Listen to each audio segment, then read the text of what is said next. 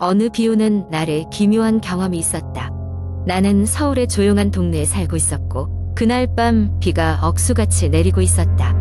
회사에서 힘든 하루를 마치고 집으로 돌아오는 길, 가로등이 드문드문 있는 어두운 길을 걷고 있었고 그 불빛이 점점 더 멀게 느껴졌다. 단순한 비를 피하기 위해 옆으로 지나가려는 순간 흐릿한 사람의 형상이 보였다. 검은 우비를 입은 그 사람은 길 한가운데 서 있었고 그의 얼굴은 어두운 그림자에 가려져 거의 보이지 않았다.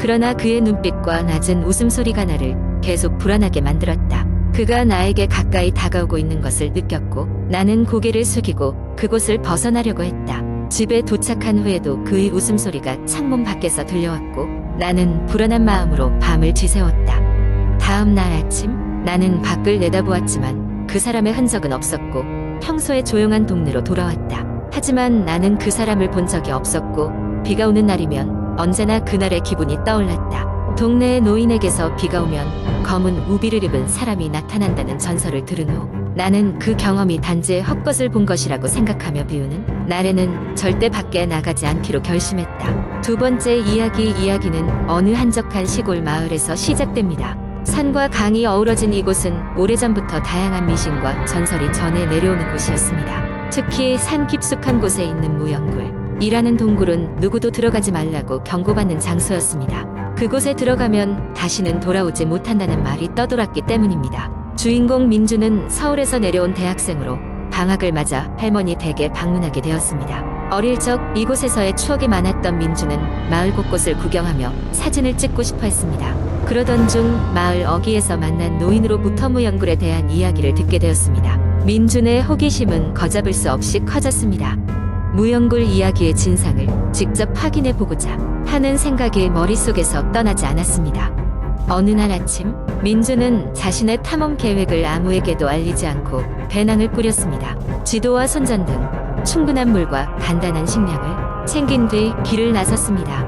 무영굴로 가는 길은 험하고 비탈졌지만 민주는 어린 시절의 기억을 더듬어 길을 찾아갔습니다. 몇 시간을 걸은 끝에 드디어 무영굴 입구에 도착했습니다. 입구는 커다란 바위로 막혀 있었고 바위 위는 들어가지 말라는 경고 문구가 수십 년의 세월을 견디며 희미하게 남아 있었습니다. 민주는 잠시 망설였지만 결국 바위 사이의 좁은 틈으로 몸을 밀어 넣었습니다. 동굴 안은 어둡고 서늘했습니다. 민주는 손전등을 켜고 조심스럽게 발걸음을 내디뎠습니다. 희미한 빛에 드러나는 동굴벽은 자연이 만든 기묘한 형상을 하고 있었고 바닥에는 알 수 없는 무늬가 그려져 있었습니다. 민주는 이곳저곳을 둘러보며 사진을 찍기 시작했습니다. 시간이 얼마나 흘렀을까?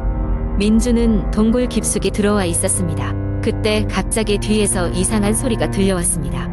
민주는 얼른 뒤를 돌아봤지만 아무것도 보이지 않았습니다. 그저 손전등의 빛이 일렁일 뿐이었습니다. 그는 처음에는 바람소리겠거니 생각했지만 불안한 마음에 발걸음을 재촉했습니다. 그러나 동굴에서 나가는 길은 생각보다 복잡했습니다. 민주는 점점 길을 잃고 있다는 불안감에 사로잡혔습니다. 손전등조차 빛이 약해지며 꺼질 준비를 하고 있는 듯 했습니다. 그때 누군가의 속삭임이 귀가에 울렸습니다. 돌아가. 투명한 공기 속에서 들리는 속삭임에 민주는 몸을 떨었습니다. 두려움에 휩싸인 그는 손전등을 잡고 마구 달리기 시작했습니다. 그 소리는 점점 가까워졌고 민준의 머릿속에서는 끊임없이 경고음이 울렸습니다. 얼마 지나지 않아 앞쪽에 희미한 빛이 보였습니다. 동굴의 출구였습니다. 민주는 아슬아슬하게 탈출할 수 있었습니다. 바깥의 따스한 햇빛이 그의 얼굴을 감쌌습니다. 숨을 가쁘게 몰아쉬며 주위를 돌아본 그는 곧 믿기 어려운 장면을 목격했습니다. 그곳에는 어린 시절 안면이 있었던 이미 세상을 떠났다고 들은 한 소녀의 모습이 서 있었습니다. 그녀는 곧 사라졌고 민주는 그 자리에 주저앉았습니다. 무영굴에서 벗어난 민주는 마을로 돌아와 이 경험을 이야기했지만 누구도 그의 말을 믿지 않았습니다. 다만 민준 자신에게는 분명한 경고임을 직감했습니다.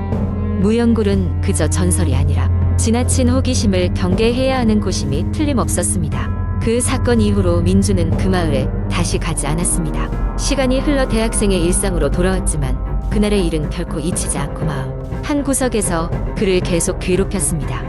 이렇게 민준의 여름 방학은 오싹한 기억으로 마무리되었습니다. 마을은 여전히 평화로웠지만 무연굴의 전설은 그날 이후로도 이어졌습니다.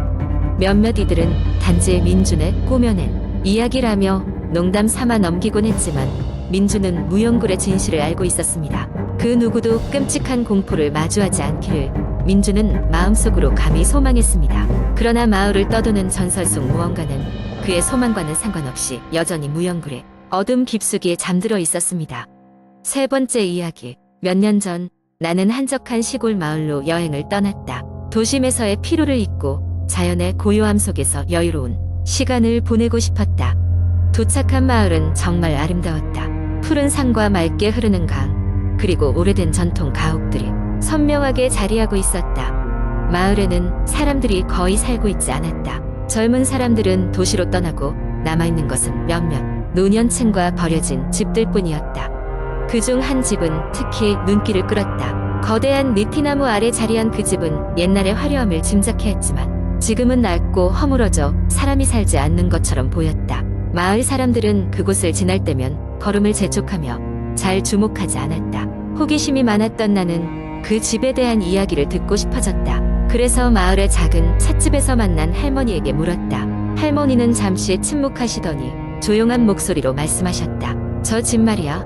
옛날엔 마을에서 가장 부유한 집이었지. 하지만 어느 날부터 사람이 살지 않게 되었어. 이상한 일이 많이 일어났거든.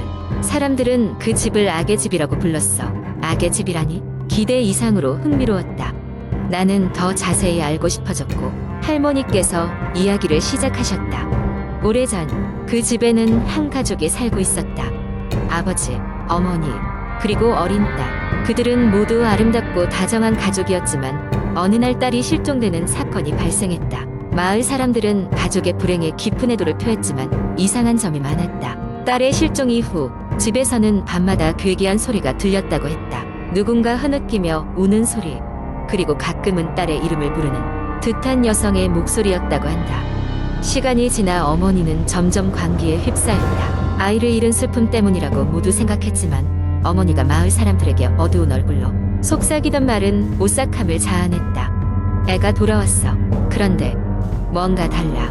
그 후 얼마 지나지 않아 아버지가 집을 떠나겠다고 선언했고 가족은 마을을 떠났다. 하지만 그 집은 여러 사건들을 남겼고 이후로도 밤마다 괴기한 소리가 이어졌다고 한다. 몇몇 용감한 이들이 확인하러 갔지만 아무도 그 소리의 원인을 찾지 못했다. 나는 이야기에 사로잡혀 그 집을 직접 가보기로 결정했다. 호기심은 두려움을 이겼다. 날이 저물 무렵 나는 플래시라이트를 들고 그 집으로 향했다. 집 앞에 서자 문이 찌그러진 소리와 함께 천천히 열렸다. 빈집의 특유의 썩은 나무 냄새가 코끝을 스쳤다. 나는 조심스레 첫 발을 내딛었다. 안에는 정말 아무것도 없었다. 부서진 가구들과 먼지가 쌓인 바닥뿐이었다. 그러나 그때 어디선가 흐느끼는 소리가 들려왔다. 심장이 뛰기 시작했다. 나는 소리가 나는 방향으로 천천히 걸어갔다. 소리는 점점 커졌다. 그리고 방 안으로 들어갔을 때 나는 믿을 수 없는 광경을 목격했다. 벽에 둘러싸인 어두운 그림자 같은 형체가 눈앞에 나타나 있었다. 그 형체는 천천히 나를 향해 다가왔다. 나는 문을 향해 도망치려 했지만 발이 움직이지 않았다. 공포에 질린 채 나는 겨우 소리를 내기 시작했다. 누군가요? 그때 형체는 멈추고 나직하게 속삭였다. 왜 왔니? 나는 비명과 함께 뒤로 물러섰다. 그 순간 어디선가 들리는 목소리가 있었다. 돌려줘. 내 것을. 그 목소리는 아무리 들어도 아이의 목소리였다. 내가 정신을 차릴 겨를도 없이 방 안의 형체는 사라졌다. 나는 그 길로 집 밖으로 뛰쳐나왔다. 등이 얼어붙는 추위를 느끼며 어두운 길을 달렸다. 뒤도 돌아보지 않고 그곳을 떠났다.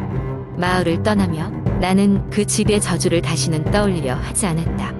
그러나 밤마다 그 집의 흐느낌과 속삭임이 귓가에 남아 꿈속을 괴롭히고 있다. 내가 과연 그 비밀의 일부분을 알고 있었던 것일까? 아니면 단순한 착각이었을까? 무엇이 진실이든 나는 그 집에 다시는 가지 않을 것이다.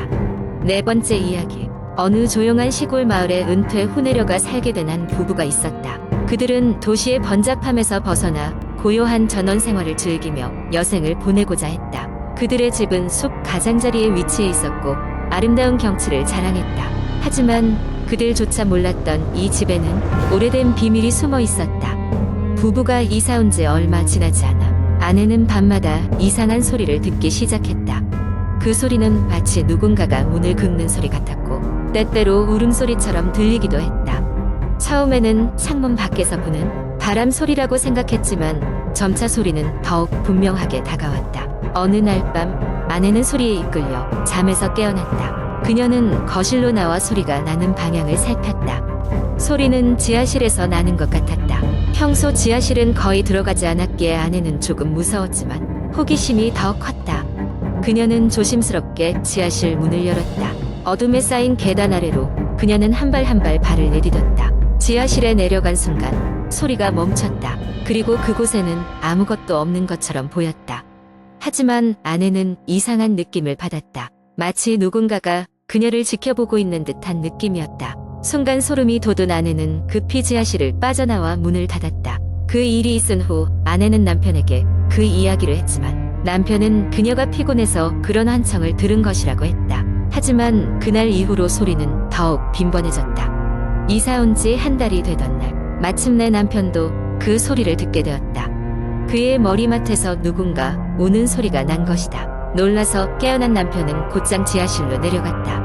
그는 손전등을 들고 지하실을 샅샅이 조사했지만 여전히 아무것도 찾을 수 없었다. 그런데 그가 지하실을 나서려던 순간 바닥에서 낡은 나무 판자가 들썩이는 것이 보였다. 남편은 호기심에 판자를 들춰보았다. 그 아래에는 오래된 일기장이 있었다. 그 일기장은 몇십 년 전 그 집에 살던 한 소녀의 것이었다. 남편은 소녀가 쓴 글을 읽으며 소름이 돋았다. 일기장에는 소녀가 당시 부모에게 학대당하며 지하실에 감금되어 자란 이야기가 적혀 있었다. 소녀는 그곳에 갇힌 채 밤마다 울었다고 적고 있었고 그 울음소리는 현재 그들과 함께 울고 있는 것처럼 느껴졌다. 더 이상 참을 수 없었던 소녀는 결국 그곳에서 스스로 목숨을 끊었다는 충격적인 내용도 함께였다. 그 후 부부는 집을 떠나기로 결심했다. 그들은 그 집을 매물로 내놓았지만 이상현상에 대한 소문 때문에 아무도 집을 사지 않았다.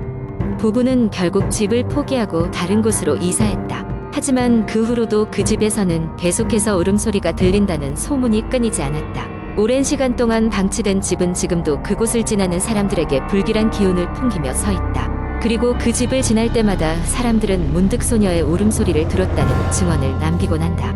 그 울음소리는 아마도 여전히 자신이 외로이 있는 그 지하실에서 메아리치고 있는 것인지 모른다.